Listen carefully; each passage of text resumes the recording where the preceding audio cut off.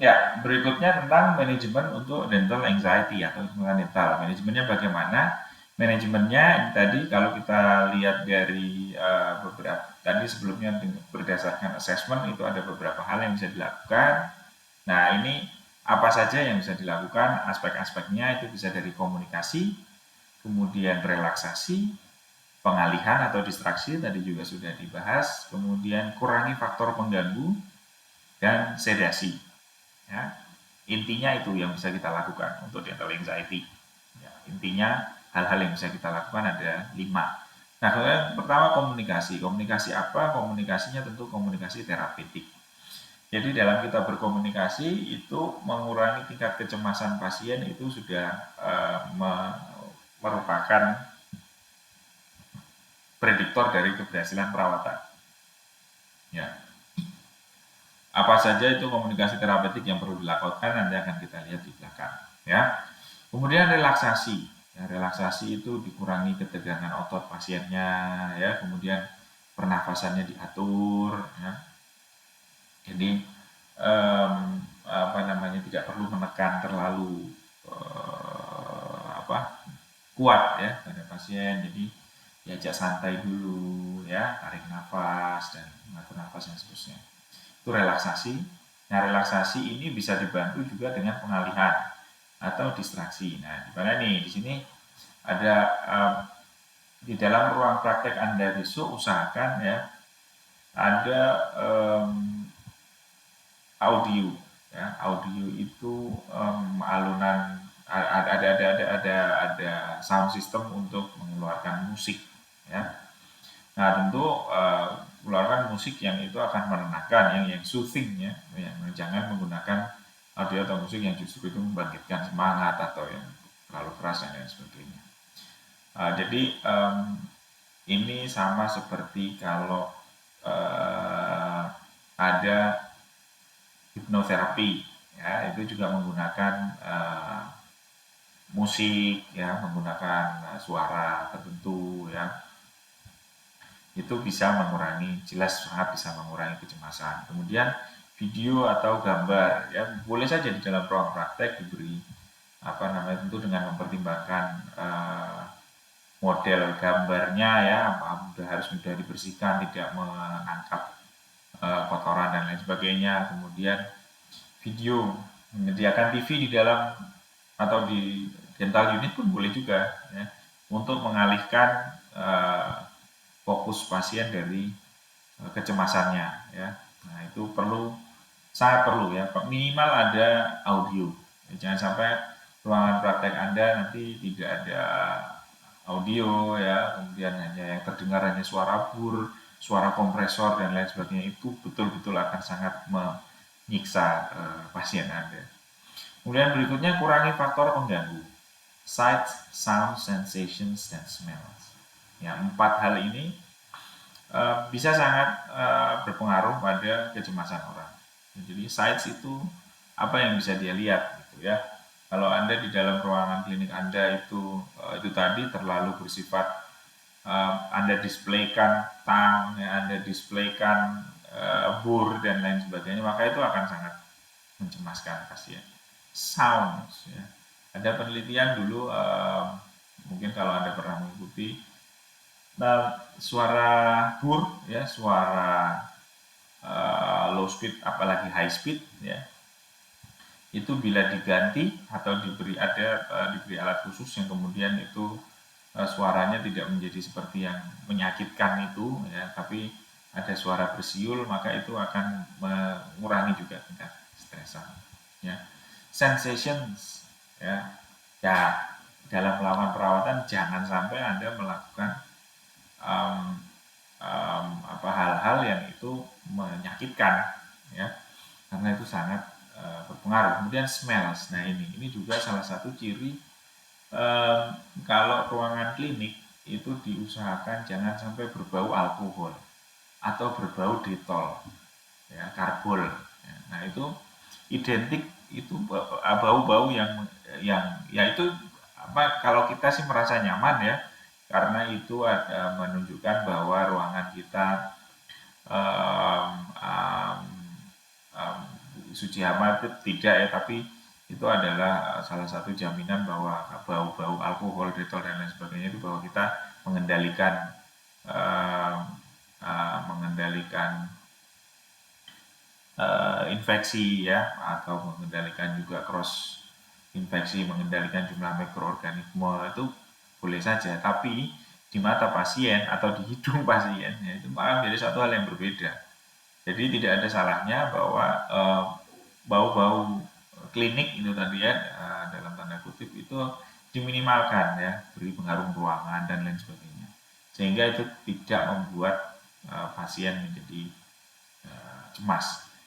Nah, kemudian sedasi. Sedasi ini tadi ya, terutama pada pasien dengan tingkat kecemasan yang tinggi, itu penggunaan sedasi dianjurkan apalagi apabila memerlukan urgent treatment atau perawatan darurat. Apa saja sedasi yang bisa dilakukan dengan inhalasi. Inhalasi atau dengan nafas ya, itu menggunakan N2O atau nitrous oxide dan O2. Kemudian bisa juga dengan injeksi intravena ya, dengan diazepam atau benzodiazepin ya, itu untuk menenangkan. Nah, itu bila diperlukan. Ya. Sedasi ini bila diperlukan kalau tingkat kecemasan tinggi dan perlu dilakukan perawatan urgent. Ya.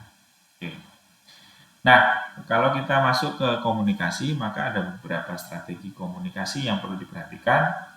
Yang pertama, memahami kesulitan komunikasi pasien, ya, berempati, ya.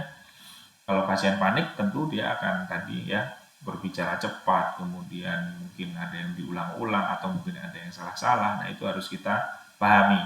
Kemudian other patient's experience. Jadi kalau pasien memang mempunyai pengalaman buruk, jangan dipaidu kalau bahasa Jawa. Jangan malah gitu, Allah cuma gitu aja. Nah, itu nggak boleh keluar dari zona dokter. Karena kan pasien itu pasti sering ya, dia akan bilang, dok ini saya dulu di diburu tuh sakit ya rasanya.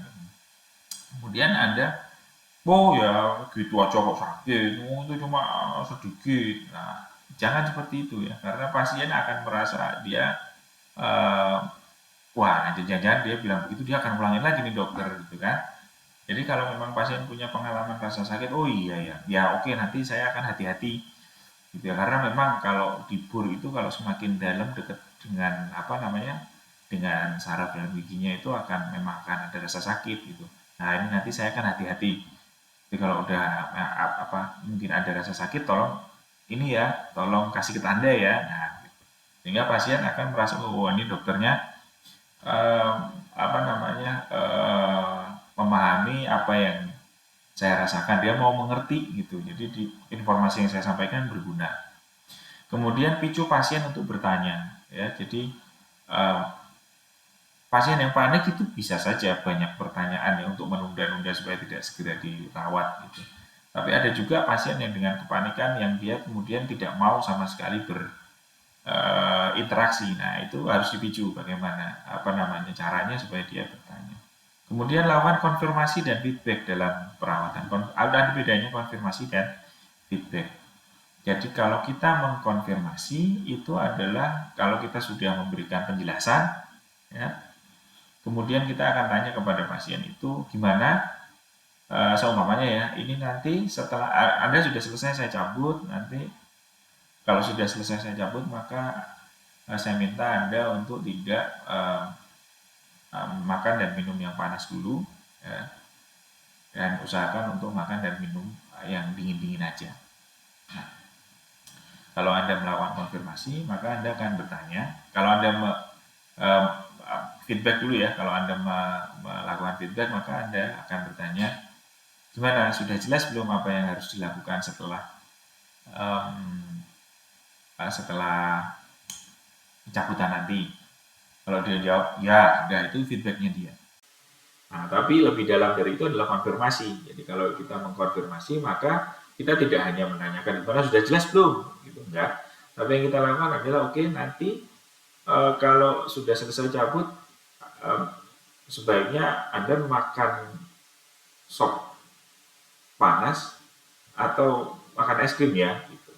Nah, jadi kalau dia kemudian nanti kan harusnya dingin-dingin dulu dok biar perdarahannya cepat buku. Saya makan es krim aja deh. Saya tentu akan pilih makan es krim gitu. Nah itu menjadi konfirmasi. Jadi Anda memastikan mengkonfirmasi bahwa informasi yang Anda lempar, yang Anda sampaikan kepada pasien itu sudah diterima dengan baik. Ya, itu bedanya konfirmasi. Kalau feedback tadi hanya jelas nggak? Jelas itu dengan feedback. Ya.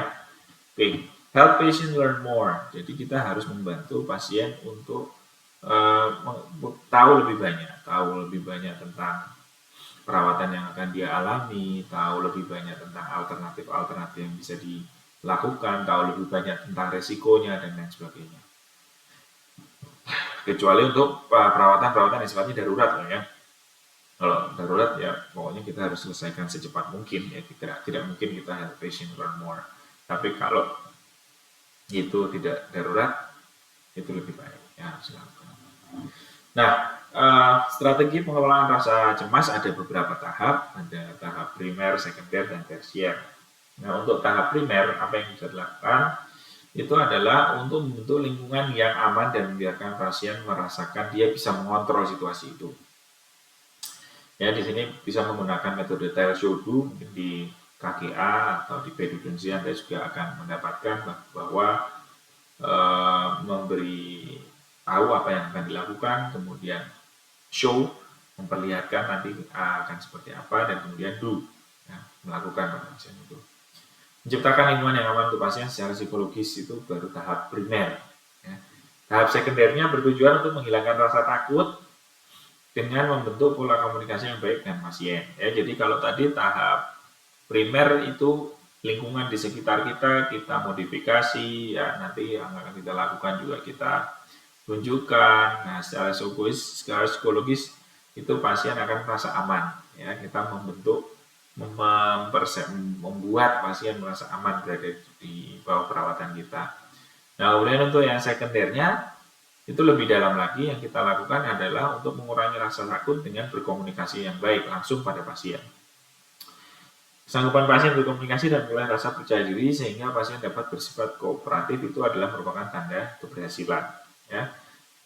Gunakan komunikasi verbal dan nonverbal, ya, model bimbingan kerjasama, perilaku efektif, ya, durasi perawatan, pengalihan perhatian, hipnotis dan lain sebagainya. Itu itu adalah yang kita lakukan untuk tahap sekunder, ya, pencegahan pengelolaan rasa cemas yang tadi kita bicarakan. Komunikasi, kemudian perilaku efektif, ya, pengalihan perhatian dan sebagainya itu masuk dalam sekunder. Nah, kalau untuk yang tahap tersier, ya, untuk pasien dengan rasa takut yang berat, nah ini maksudnya untuk menghilangkan rasa takut dan menyelesaikan perawatan gigi. Metodenya apa? Ada 3, desensitasi, modeling, dan kombinasi dari modeling dan desensitasi. Apa yang disebut dengan desensitasi? Desensitasi ini untuk membuat tidak sensitif. Ya. Jadi orang cemas itu kan cenderung sensitif. Ada rasa apa saja dia akan merespon dengan sangat respon yang berlebihan gitu ya kan.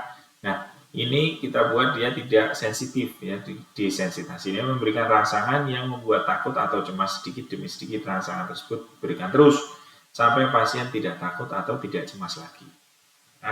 Nah itu ini perlu dilakukan. Jadi, contoh paling sederhana begini deh. Jadi kalau kita melakukan preparasi gigi, ya, preparasi gigi itu bur ya, menggunakan bur high speed, ada suara gitu kan, itu pasien sudah takut. Ya, kemudian pada saat kita menempatkan mata bur itu pada permukaan gigi, maka saran yang harus kita lakukan itu adalah untuk dalam tujuan desensitasi ini adalah bur itu harus kita putar dulu, bur harus dalam keadaan putar sebelum dia kena ke permukaan gigi. Ya, jadi diputar baru sentuhkan ke permukaan gigi. Nah, kemudian menyentuhkan ke permukaan gigi itu juga tidak boleh terlalu kuat. Ya, pengen cepat terus nah, tapi harus dilakukan dengan intermiten. Nah, intermiten ini jadi berputar kemudian disentuhkan, dilepas itu mengurangi sensitivitas pasien terhadap rasa kemungkinan ngilu yang dari bur. Ya. Jadi putar dulu, disentuhkan berulang kali, pelan. Memang harus seperti itulah yang disarankan. Ya, jadi itu termasuk salah satu teknik desensitasi. Kemudian modeling dapat dilakukan dengan dua cara, yaitu dengan model memperlihatkan video, kemudian atau anak sebaya yang melakukan perawatan yang sama dengan yang akan dilakukan. Ya. Berpartisipasi dalam perawatan secara langsung, partisipan modeling dalam memperkenalkan perawatan gigi. Atau modeling itu juga bisa dilakukan kalau dari video ada kakaknya atau adiknya, siblingnya atau yang melakukan perawatan yang sama dan dia merasa tidak ada dan menunjukkan tidak ada gangguan. Nah, itu akan bagus efeknya untuk si pasien yang merasa cemas. Ya. Atau bisa juga dengan kombinasi dari desensitasi tadi dan modeling. Ya. Jadi sudah dicontohkan, kemudian nanti pada saat melakukan perawatannya juga melakukan intermittent. Nah, itu akan sangat baik. Mengatasi dental anxiety pada usia dewasa itu dengan menciptakan lingkungan yang nyaman dan rileks, kita tadi sudah bahas. Kemudian meminimalkan waktu tunggu. Nah, jangan dianggap enteng waktu tunggu pasien untuk mendapatkan perawatan. Ya, semakin lama maka kecemasan yang ada dalam dirinya itu akan semakin lama juga berkecamuk ya.